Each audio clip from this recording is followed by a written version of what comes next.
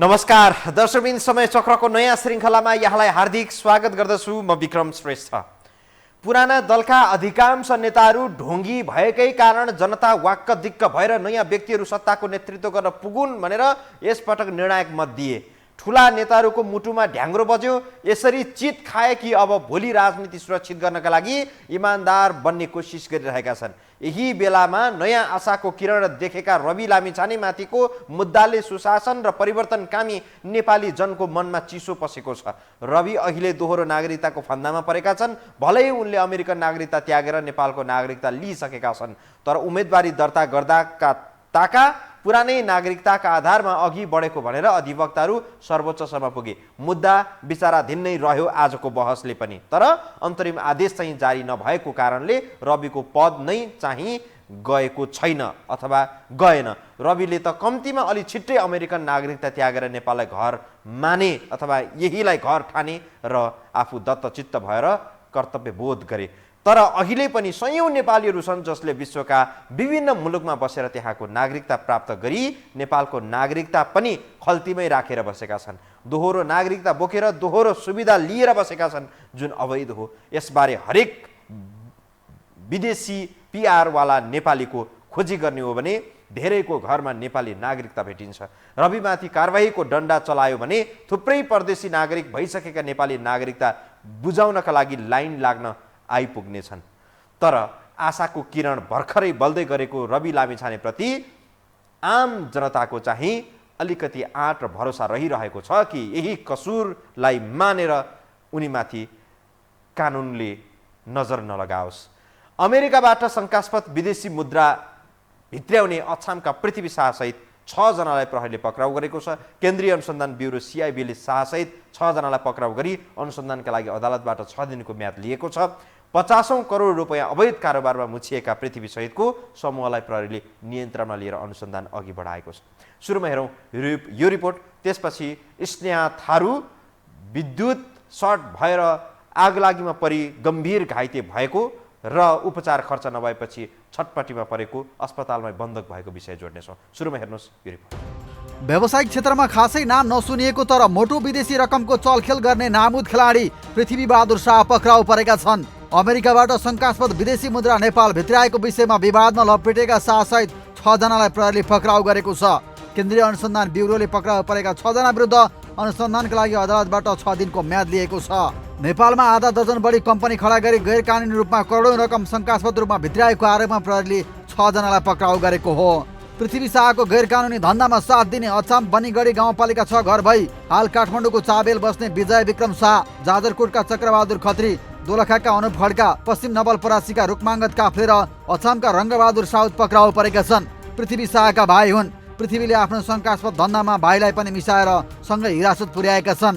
आरोपित विरुद्ध hunting reserve of Nepal private limited लगायत दर्जनौं कम्पनीका नाममा विदेशबाट शङ्कास्पद रूपमा रकम भित्रिएको भेटिएपछि अनुसन्धान अघि बढेको छ। उनीहरूले अमेरिकी डलर 46,46,737 र नेपाली 3,22,28,680 तथा पाउन्ड स्टर्लिङ 12,825 को शङ्कास्पद कारोबार गरेको पाइएको ब्युरोले जनाएको छ। आज हामीले यो ठगी सम्बन्धी कसुर मुद्दामा पृथ्वीबहादुर शाह लगायत अन्य 5 जना गरी जम्मा 6 जना व्यक्तिहरूलाई पक्राउ गरेका छौँ, जसले hunting reserve of Nepal private limited लगायत दर्जनौं कम्पनीहरू खोलेर विदेशी नागरिकहरूबाट विभिन्न हत्कण्डाहरू अपनाएर पैसा ठगी गर्ने र त्यो पैसालाई चाहिँ यी आफ्ना कम्पनीहरूबाट शङ्कास्पद हिसाबले भित्राउने र कारोबार गर्ने त्यो गरेको पाइएको हुनाले उनीहरूलाई पक्राउ गरी ठगी सम्बन्धी कसुरमा हामीले मुद्दा दायर गरेका छौँ।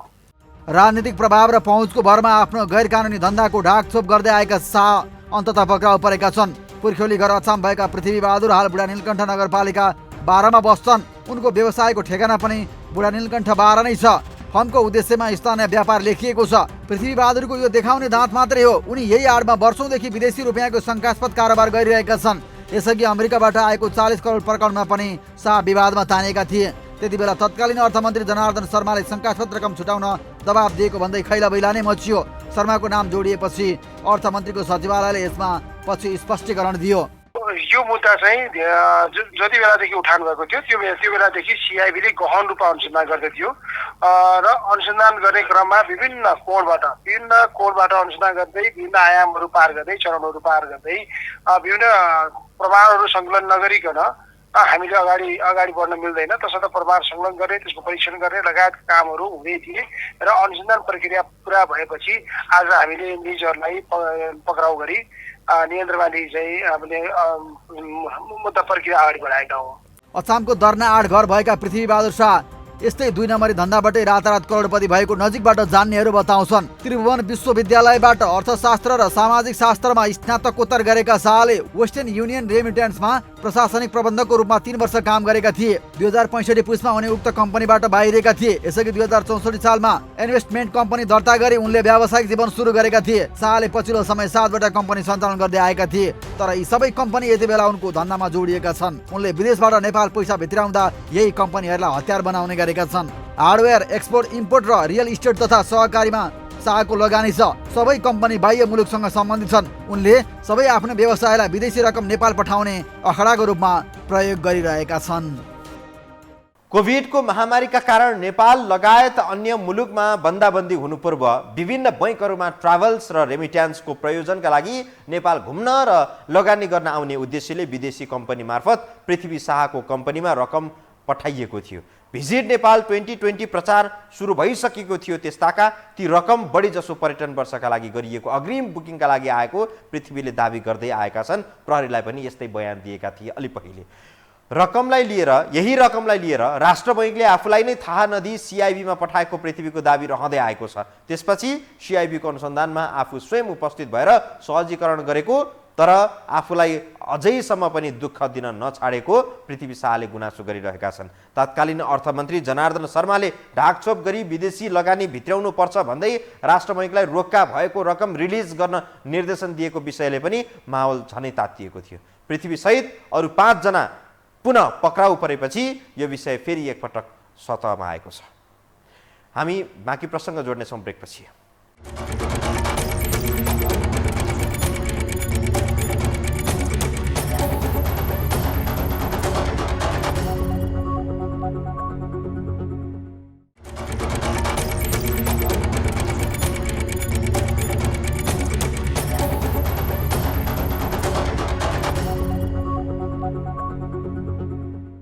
नेपाल विद्युत प्राधिकरणको लापरवाहीका कारण हाइटेन्सन लाइन सर्ट भएर बुटवलमा एक किशोरीको शरीरका अधिकांश अङ्गहरू जले।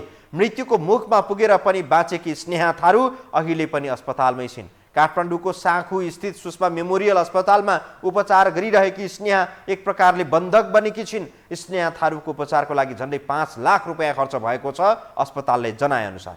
तर अस्पताललाई उपचार खर्च दिलाउनका लागि उनका बुबा आमासँग पैसा छैन। आर्थिक विपन्नताको शिकार बनेकी स्नेहा लगभग स्वस्थ भइसकेकी छिन्, तर छोरीलाई घर लैजान पैसा नभएपछि उनका बुवा अलिअलि कमाइ खाने भएको खेतबारी पनि बिक्रीका लागि बुटवलमा भौतारी रहेका छन्, तर बिक्री गर्न चाहिँ मानिस भेटेका छैनन्। एउटा हृदय विदारक घटना तपाईलाई आजको समय चक्रमा देखाउँदैछौँ। बाँकी हेरौँ यो रिपोर्टमा।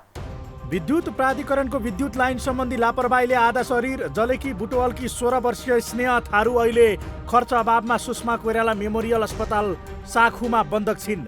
गएको भदौ 5 गते रूपन्देही बुटवल उपमहानगरपालिका वडा नम्बर 6 चन्द्रनहर स्थित उनको मावली गोरखनाथ थारूको घरमा बिजुलीको हाई भोल्टेज आई मिटर बक्स पड्किएर आग लागि हुँदा स्नेहा गम्भीर घाइते भएकी थिइन्। पौसीमा बसेर पडिरहेकी स्नेहालाई करेन्ट र आगोको लप्काले भेटेपछि उनको अधिकांश शरीर जलेको छ।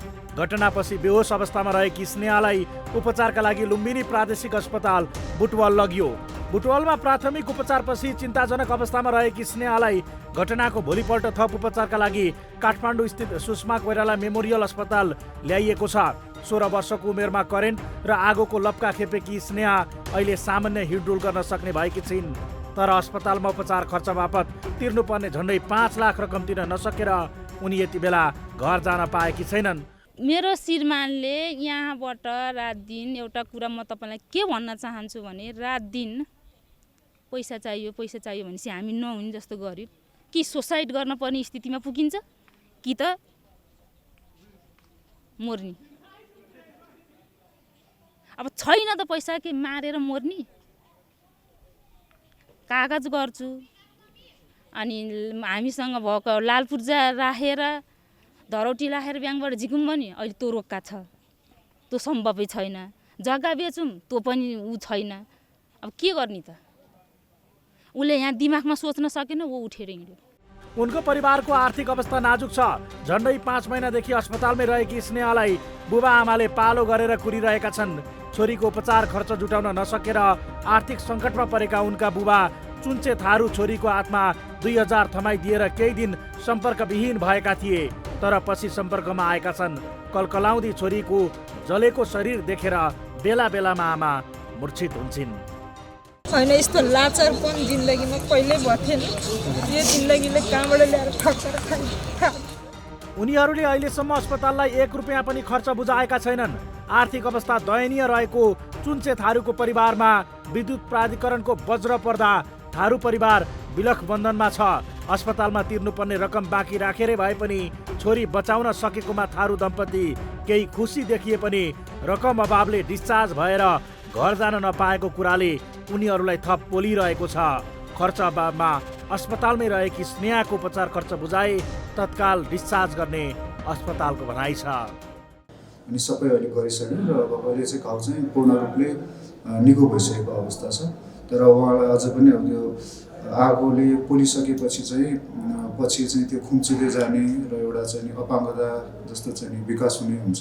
त्यसको लागि चाहिँ नियमित रूपमा फिजियोथेरापीहरू गर्ने र आवश्यक परेको खण्डमा अपरेसन गरेर त्यसलाई चाहिँ खुलाउने कामहरू पनि गर्नुपर्ने हुन्छ। अहिले चाहिँ उहाँ चाहिँ फिजियोथेरापीको लागि चाहिँ यहाँ बसिरहनु भएको छ र घाउ चाहिँ सबै पूर्ण रूपले निको भइसकेको छ। अब घर जान मिल्ने अवस्थामा हुनुहुन्छ। अनि अस्पताल प्रशासनले नियम अनुसारमा गएर उहाँहरूले अब आर्थिक रूपमा कमजोर हुनुहुन्छ भने हामीलाई चिठी पत्रहरू पनि केही दिनु भएको छैन।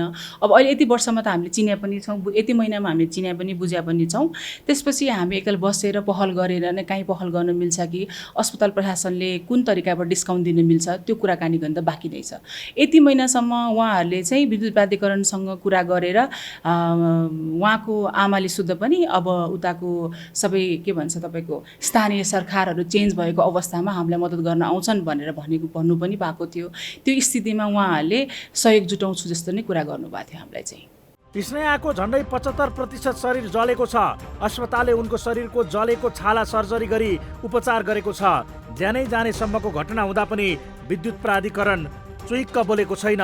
स्थानीय सरकार भनिएको नगरपालिका र वडा कार्यालय बेखबर जस्तै छन्। घटना भएको वडा नम्बर 6 ले एउटा लेटर हेडमा औषधि उपचारमा सहयोग गरिदिनु भनेर एउटा सिफारिस पठाइदिएर झारो टारेको छ। सरकारले राहतका लागि के कसो गर्न सकिन्छ त्यसतर्फ विचार नगरी एउटा जोसँग सम्बन्धित छ भन्ने खेसरा लेखेर थारू परिवारको हातमा थमाइदिएको छ। त्यो पत्रले अहिलेसम्म 1 रुपियाँको पनि काम गरेको छैन। विद्युत प्राधिकरणको लापरवाहीका कारण दुर्घटना भएको पीडित परिवारको गुनासोपछि हामीले विद्युत प्राधिकरणको लुम्बिनी प्रादेशिक कार्यालयमा सम्पर्क गर्यौं। त्यहाँका प्रमुख नवराज ओझाले आफूलाई यसबारे केही थाहा नभएको बताए। हजुरलाई जानकारी छ हजुर यो विषय?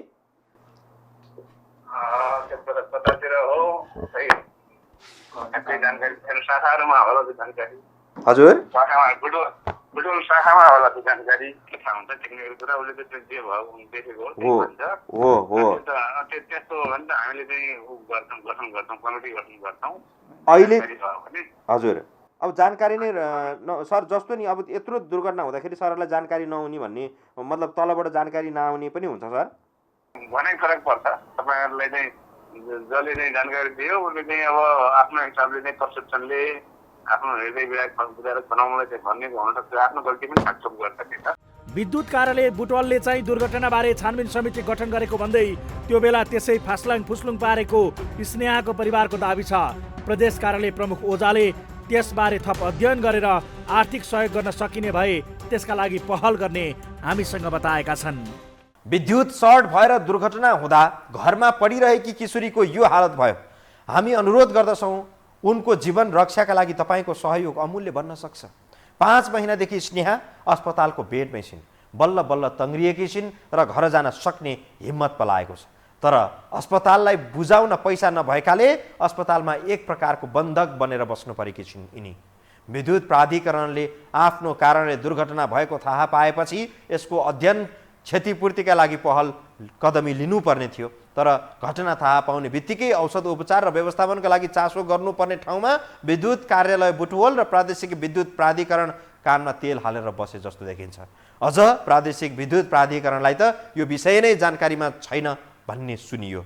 यो घटनामा कति गैर जिम्मेवार छन् अर्थात् कार्यालयप्रति कति जिम्मेवार छन् भन्ने कुरा यसले पनि प्रश्न पार्दछ। हामी बाँकी प्रसङ्ग जोड्नेछौँ ब्रेकपछि।